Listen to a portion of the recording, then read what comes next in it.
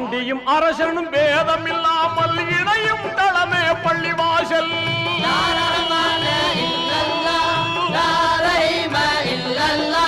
மாண்புறு அன்பும் நேசம் ஓங்கிட மகிழ்வாய் உதவிடும் பள்ளிவாசல்.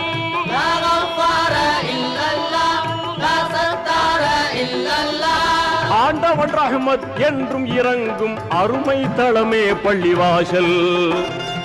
உயர் பெருமை தளமே பள்ளிவாசல். அல்லாஹு அக்பர் அல்லாஹு அல்லாஹு அக்பர் அல்லாஹு அல்லாஹு அக்பர் அல்லாஹு.